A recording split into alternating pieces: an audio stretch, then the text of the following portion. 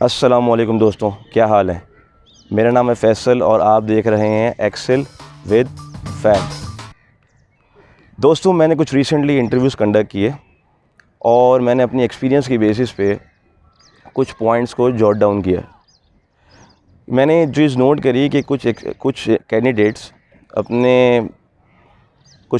जो हैं वो अपने एजुकेशनल सिस्टम्स में तो बहुत अच्छा परफॉर्म करते हैं, उनके ग्रेड्स बहुत अच्छे होते हैं, बट कुछ थोड़ी सी लैकनेस की वजह से इंटरव्यूज़ में वो इतना अच्छा परफॉर्म नहीं कर पाते और जॉब को हासिल नहीं कर पाते। तो मैंने ये कुछ 7 पॉइंट्स जॉट डाउन किए जिनको अगर कोई भी कैंडिडेट इम्प्लीमेंट करेगा तो इंशाल्लाह उसका सक्सेस रेट जो है कंपैरेटिवली अपने प्रीवियस एक्सपीरियंस के लिहाज से बहुत बेहतर होगा। तो आज की वीडियो का नाम है the don'ts of an interview. Basically मैंने इस वीडियो के अंदर 7 पॉइंट्स को जॉट डाउन किया है। तो सबसे पहला पॉइंट जो इस वीडियो का है वो है don't tell a lie in an interview. मैंने अपने एक्सपीरियंस से नोट किया कि कैंडिडेट्स कोशिश करते हैं कि वो सारे आंसर का जवाब यस में दें और वो हर चीज़ को यस करें, जबकि ऐसा नहीं है। आप कोई भी नॉलेज, कोई भी चीज़ में आप 100% जो है वो एक्सेलेंस हासिल नहीं कर सकते और ना ही आपको सारी चीज़ें आती हैं, स्पेशली उन कैंडिडेट्स के लिए जो बिल्कुल फ्रेश ग्रेजुएट्स हैं। तो अगर कोई कैंडिडेट आपसे कोई सवाल पूछता है तो आप ज़रूरी नहीं है कि अगर वो आपको नहीं आता तो आप स्ट्रेट अवे उसको मना कीजिए कि, और इसको इस तरह ब्लंटली मना नहीं कीजिए। आप ये कह दीजिए कि सर ये मुझे नहीं पता, but by the passage of time I will learn, और by some research I will learn this. ठीक है, तो आप उसको ब्लंटली मना नहीं कीजिए कि मुझे नहीं आता। आप उसको इस पॉजिटिवली जो है उसको आंसर कीजिए कि मैं इसको रीड कर लूँगा और इंशाल्लाह जो है वो bye the passage of time आप इंशाल्लाह मुझे उसमें प्रोग्रेस देखेंगे। दोस्तों, पॉइंट नंबर 2 है डोंट गो विदाउट प्रिपरेशन। ये चीज़ मैंने सबसे ज़्यादा नोट करी है जब भी मैंने इंटरव्यू कंडक्ट किया है कि 95% ऑफ द कैंडिडेट जो हैं वो विदाउट प्रिपरेशन आते हैं, और यही कैंडिडेट जो हैं जब वो डेट मारने जाते हैं तो बिल्कुल तैयारी के साथ जाते हैं।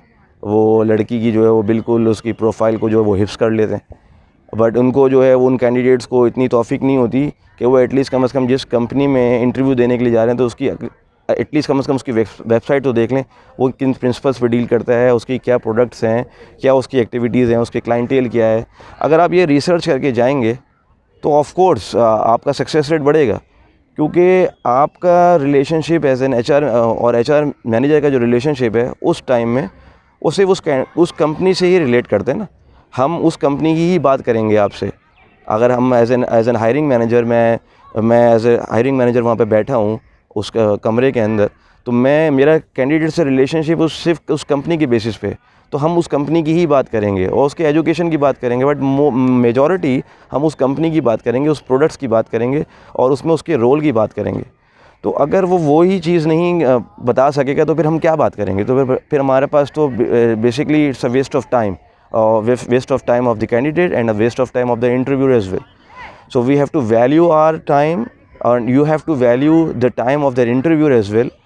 आप उसको वैल्यू करें और इंशाल्लाह जो है वो प्रेजेंट करें अपने आप को बेस्ट, अपना उस टाइम में, उस टाइम स्लॉट में, और इंशाल्लाह आपके सक्सेस रेट जो है वो बहुत बढ़ जाएंगे।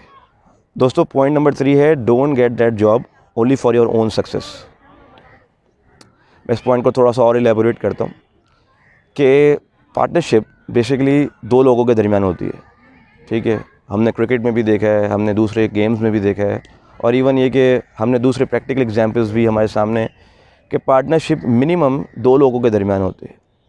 तो इसी तरह जब एक कैंडिडेट एक जॉब को ज्वाइन करता है तो उस कंपनी और उसका रोल दोनों का इक्वल है, तो दोनों पार्टनर हैं।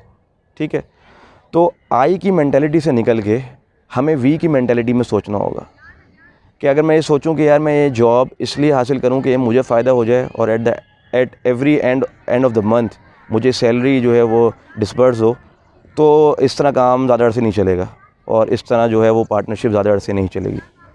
तो इसका सोल्यूशन क्या है? हमें बेसिकली आई की मैंटेलिटी से निकल के वी के मैंटेलिटी में आना है। क्या मतलब कि अगर हम, मिसाल के तौर पे, अगर मैं एक सेल्स पर्सन हूँ तो मेरी ये प्राइम रिस्पॉन्सिबिलिटी है कि मुझे नंबर जनरेट करने हैं एवरी मंथ। अगर मिसाल के तौर पे मैं अगर एक एचआर डिपार्टमेंट में काम करता हूँ तो मेरा प्राइम रिस्पॉन्सिबिलिटी ये है कि I have to select a right person for the right job. कि आगे जाके अगर उस डिपार्टमेंट में अगर मैं उस बंदे को सिलेक्ट करूं तो वो उस डिपार्टमेंट को एक्सेल करे, उस कंपनी के लिए फ़ायदा करे, रादर देन ये कि मैं अपने पर्सनल रिलेशनशिप या रिलेटिव्स को जो है उस कंपनी के अंदर लगाऊं। तो इसी तरह don't consider that job only for your own success, ठीक है, हमें पार्टनरशिप की बेसिस में देखना है। दोस्तों पॉइंट नंबर 4 है don't begging for the job. I understand कि रिसेंट कोविड डेज़ में जॉब्स जो हैं वो बिल्कुल ही ख़त्म हो गई, ठीक है, और बहुत सारे अच्छे कैंडिडेट्स और अच्छे जो फ्रेश ग्रेजुएट्स हैं वो उनको जॉब नहीं मिल सकी। But that does not mean कि आप जो है वो जॉब की बेगिंग शुरू कर दें, ठीक है। अभी मैंने रिसेंटली एक सीरीज़ ऑफ इंटरव्यूज़ कंडक्ट किए और मैंने ये बात नोट करी कि स्पेशली वो कैंडिडेट्स जो अपने आप को जो कहीं ना कहीं लैग कर रहे थे, ठीक है, उन्होंने मुझसे ज़्यादा बेगिंग करी। बेगिंग शायद मैं हार्श वर्ड यूज़ कर रहा हूँ, but I have to use this word. उसका रीज़न ये है कि आप कोई भी इंटरव्यू दें तो आप अपने आप को मेरिट पे स्कैन करें। आप अपनी जॉब रिस्पॉन्सिबिलिटीज़ जो उस जॉब में मेंशन हुई हुई हैं, जॉब डिस्क्रिप्शन जो मेंशन हुई हुई है, आप उसको अपने आप से अलाइन करने की कोशिश करें, रादर देन ये कि आप जो हैं वो मिस अलाइंड हों। तो बेस्ट ये है कि आप उस जॉब डिस्क्रिप्शन में जो भी बेसिक्स हैं वो बेसिक्स आनी चाहिए। फॉर एग्ज़ाम्पल मैंने अभी एक रिसेंट इंटरव्यू कंडक्ट किया है कोऑर्डिनेटर्स का, ठीक है। तो एक कोऑर्डिनेटर की रिस्पॉन्सिबिलिटी या एक ऑफिस असिस्टेंट की रिस्पॉन्सिबिलिटी वो ये है कि एटलीस्ट उसको कम से कम इंग्लिश में लेटर लिखना आने चाहिए या ईमेल्स करना आनी चाहिए। तो अगर अब उसको ये पॉइंट्स नहीं आते तो that is something very important. तो अब कोऑर्डिनेटर की बेसिक रिस्पॉन्सिबिलिटी या ऑफिस असिस्टेंट की बेसिक रिस्पॉन्सिबिलिटी क्या होती है कि एटलीस्ट उसको इंग्लिश में ड्राफ्टिंग आनी चाहिए, लेटर्स लिखना आने चाहिए या एटलीस्ट को ईमेल ड्राफ्ट करना आनी चाहिए। तो अगर उसको अब ये चीज़ बेसिक्स भी नहीं आती होंगी तो फिर तो चीज़ें मुश्किल हो जाएंगी। तो अगर मैं उसको जॉब इस बेसिस पे दे दूं कि वो बेचारा बहुत गरीब है या वो पिछले 6 महीने से जॉब पे नहीं है, तो ये थोड़ा सा जो है वो मिसअलाइंड हो जाएगा मेरी अपनी जॉब के लिहाज से। तो मुझे बेसिकली ऐसा बंदा सेलेक्ट करना है। तो बेसिकली एक हायरिंग मैनेजर की बेसिक रिस्पॉन्सिबिलिटी ये होती है कि वो उस कैंडिडेट को सिलेक्ट करे जो कि बेस्ट फिट हो उस जॉब के लिहाज से, रादर देन ये कि वो उसको अपनी पर्सनल फेवर की बेसिस पे उसको सिलेक्ट करे, तो ये थोड़ा सा गलत हो जाएगा। दोस्तों पॉइंट नंबर 5 है don't buttering the HR person. मैंने ये चीज़ कुछ अपने HR मैनेजर्स से, अपने HR के जो मेरे दोस्त हैं उनसे मैंने सुनी है कि स्पेशली कुछ कैंडिडेट्स आफ्टर द इंटरव्यू जो है वो उनको फेसबुक पे फ्रेंड रिक्वेस्ट भेज रहे होते हैं, विच इज़ बेसिकली हमें ये अंडरस्टैंड करना है कि फ़ेसबुक जो है वो एक डिफरेंट प्लेटफॉर्म है और एक लिंक्डइन जो है वो डिफरेंट प्लेटफॉर्म है। दोनों के अंदर जो है वो है तो social media, but there is a thin line between both of the medium, Facebook and LinkedIn. तो हमें इस चीज़ को नोट डाउन करना है कि कौन सा ऐसा प्लेटफॉर्म है जिस पे हम कांटेक्ट करें अपने HR मैनेजर को या HR रिलेटेड जो चीज़ें हैं। तो LinkedIn is the best platform. तो फेसबुक को जो है वो आपने इंटरव्यू के बाद जो है वो किसी को फेसबुक रिक्वेस्ट नहीं भेजनी है, आपने HR के लोगों को फेसबुक रिक्वेस्ट नहीं भेजनी। इससे आपका सक्सेस रेट 100% जो है वो नहीं बढ़ेगा, ठीक है। You have to be sure कि यार इस तरह करने से आपका सक्सेस रेट नहीं बढ़ेगा। इसी तरह जो है वो जो गर्ल्स होती हैं, जो लेडीज़ हैं, वो जब जाके इंटरव्यूज़ देती हैं तो ड्यूरिंग द इंटरव्यू जो है वो अपने वो बालों से जो है वो खेल रही होती हैं। तो ये चीज़ें होती हैं, बेसिकली हमें एक बॉडी लैंग्वेज पे स्पेसिफ़िकली जो है वो वीडियो करनी पड़ेगी, ठीक है, ताकि हम जो है वो अपने आप को अलाइन कर सकें स्पेशली बॉडी लैंग्वेज में कि हमें किस तरह की बॉडी लैंग्वेज से जो है वो अपने आप को प्रेजेंट करना है इंटरव्यू के दरमियान। दोस्तों पॉइंट नंबर 6 है suspected body language. Bye the passage of time, by getting the experience, ठीक है, मैंने ये चीज़ नोट करी है कि कुछ कैंडिडेट जो हैं वो फ़ियर की वजह से जो है वो अच्छा परफॉर्म नहीं कर पाते, ठीक है, और उनकी कुछ डिफरेंट बॉडी मूव्स की वजह से जो है वो HR मैनेजर थोड़ा सा ऑकवर्ड फील करता है। फॉर एग्ज़ाम्पल मैंने कभी एक इंटरव्यू कंडक्ट किया जिसमें एक कैंडिडेट जो है वो बैठने के बाद जो है वो अपने गले को हाथ लगा रहा था, ठीक है, या वो पेन को पकड़ा हुआ था या पेन से खेल रहा था या कान ज़्यादा खुजा रहा था। तो खैर ये चीज़ें जो है वो हम एक्सपीरियंस से हम सीखते हैं कि ये जो चीज़ें होती हैं ये थोड़े से ऑकवर्ड मूव्स हैं, ठीक है। इन ऑकवर्ड मूव्स की वजह से जो है ना वो एचआर मैनेजर जो है वो चीज़ें स्क्रीन कर रहा होता है।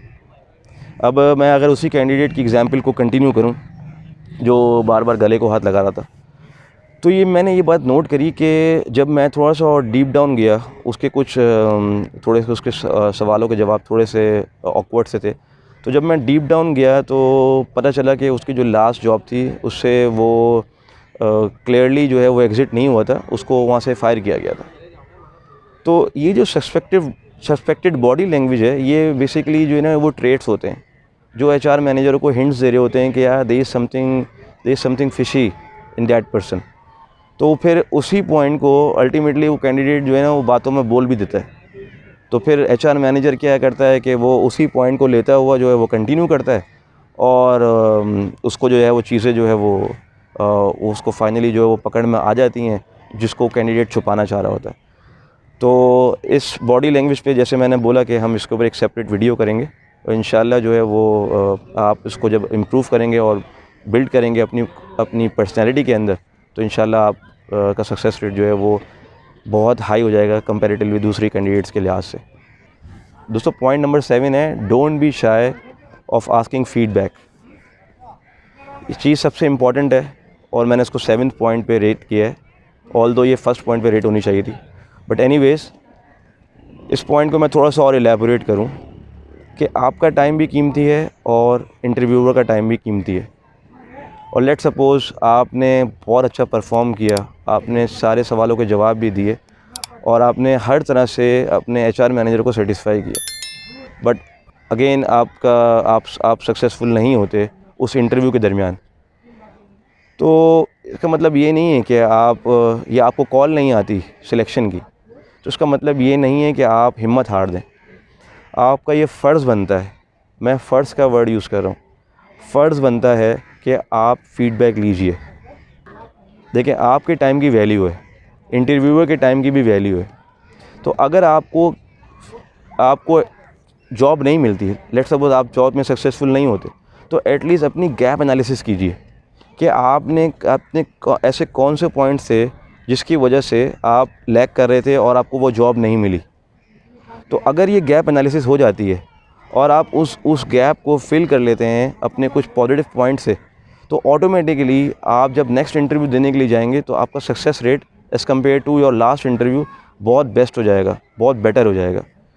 तो आप इस पॉइंट को अपनी पर्सनैलिटी में बिल्ड कीजिए और आफ्टर एवरी इंटरव्यू थोड़े टाइम के बाद, after 3 days, after 5 working days, आप एचआर मैनेजर को कांटेक्ट कीजिए थ्रू ईमेल, थ्रू फ़ोन, ठीक है, और उससे फ़ीडबैक लीजिए कि मेरे अंदर क्या गैप एनालिसिस थे जिनको मैं ओवरकम कर सकूं।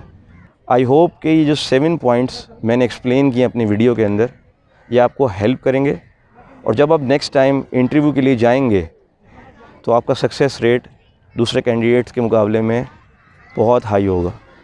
That's all from my video. Please subscribe my channel, ठीक है। फिर मिलेंगे, अल्लाह हाफ़िज़।